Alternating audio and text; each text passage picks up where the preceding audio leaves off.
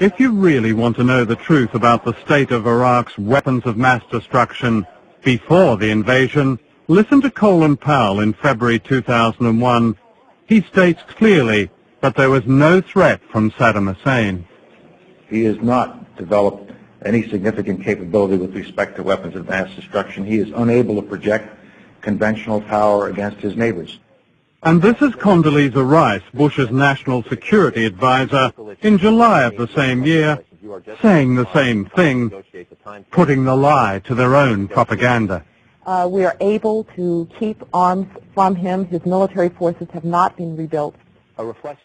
And that, many believe, was the truth, a truth that was covered up and conveniently forgotten after September the 11th, when Bush and Blair decided to attack Iraq.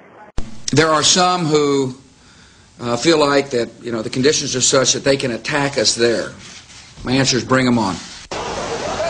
8 more U.S. soldiers were hurt after they were attacked in Baghdad early this morning. President Bush says the U.S. will find those responsible and bring them to justice. Some Democrats say the president's tough comments are irresponsible and could incite more violence against Americans.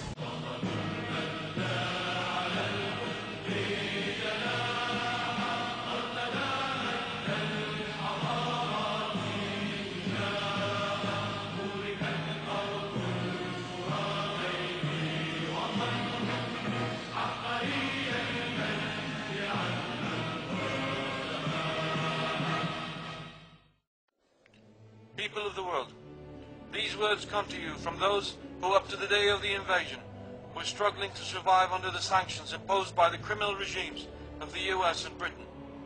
We are simple people who chose principles over fear.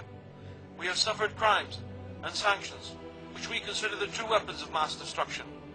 Years and years of agony and despair while the condemned UN traded with our oil revenues in the name of world stability and peace. Over 2 million innocents died waiting for a light at the end of a tunnel that only ended with the occupation of our country and the theft of our resources.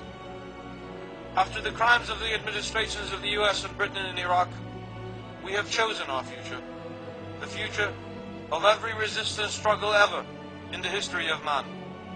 It is our duty, as well as our right, to fight back the occupying forces, which their nations will be held morally and economically responsible for what their elected governments have destroyed and stolen from our land.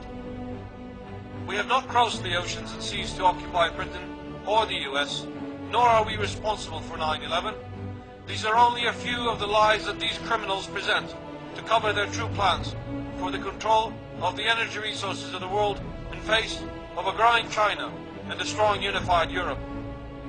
It is ironic that the Iraqis are to bear the full face of this large and growing conflict on behalf of the rest of the sleeping world. We thank all those, including those of Britain and the US, who took to the streets in protest against this war and against globalism. We also thank France, Germany and other states for their position, which, least to say, are considered wise and balanced till now. Today, we call on you again. We do not require arms or fighters, for we have plenty. We ask you to form a worldwide front against war and sanctions, a front that is governed by the wise and knowing, a front that will bring reform and order, new institutions that would replace the now corrupt. Stop using the US dollar, use the euro or a basket of currencies. Reduce or halt your consumption of British and US products. Put an end to Zionism before it ends the world. Educate those in doubt of the true nature of this conflict, and do not believe their media, for their casualties are far higher than they admit. We only wish we had more cameras to show the world their true defeat. The enemy is on the run. They are in fear of a resistance movement they cannot see nor predict. We now choose when, where and how to strike. And as our ancestors drew the first marks of civilization, we will redefine the word conquest. Today, we write a new chapter in the arts of urban warfare. Know that by helping the Iraqi people, you are helping yourselves, for tomorrow may bring the same destruction to you. And helping the Iraqi people does not mean kneeling to the Americans for a few contracts here and there. You must continue to isolate their strategy. This conflict is no longer considered a localized war, nor can the world remain hostage to the never-ending and regenerated fear that the American people suffer from in general. We will pin them here in Iraq to drain their resources, manpower, and their will to fight. We will make them spend as much as they steal, if not more. We will disrupt, then halt the flow of our stolen oil, thus rendering their plans useless. And the earlier a movement is born, the earlier their fall will be. And to the American soldiers, we say, you can also choose to fight tyranny with us. Lay down your weapons and seek refuge in our mosques, churches, and homes. We will protect you, and we will get you out of Iraq, as we have done with a few others before you. Go back to your homes, families, and loved ones. This is not your war, nor are you fighting for a true cause in Iraq. And to George W. Bush, we say, you have asked us to bring it on, and so have we, like never expected. Have you another challenge?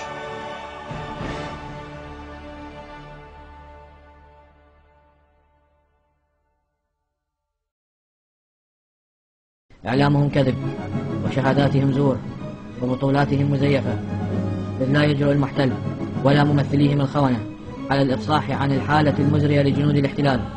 أبطال المقاومة يصطادون جنود الاحتلال ومعداتهم يوميا، وإدارة الاحتلال لا تنشر إلا صورا مبهمة خوفا من الفضائح السياسية.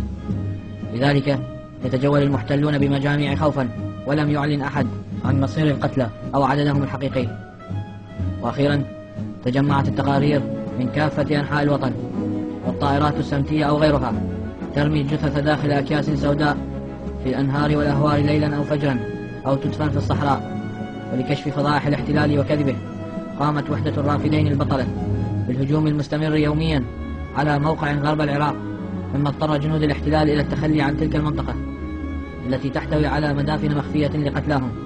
وقد حفروا بمعدات ثقيلة انفاقا ومقابر جماعية، حيث تدفن الجثث على عجل وعلى مقربة من سطح الأرض، مما جعل المنطقة تعج بالحيوانات السائبة التي تحفر الأرض وتلتهم الجثث، فتتناثر البقايا والعظام في الصحراء.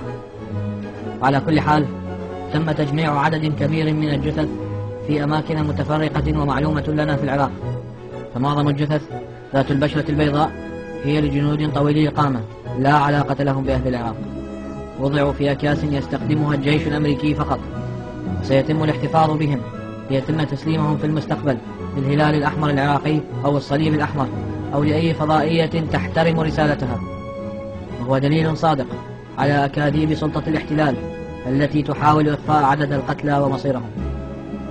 إن هذه الصور هي عينات معدودة من إحدى المجموعات المقبورة، والآن نتحدى مجرمي الحرب والاحتلال أن يوضحوا لكل عائلة أرسلت أبنائها لاحتلال العراق وذبح أهله، هل سيعود أبنائهم إلى البلد أم سيتم دفنهم في الصحراء طعاما للكلاب، أو يرمون في الأهوار طعاما للأسماك.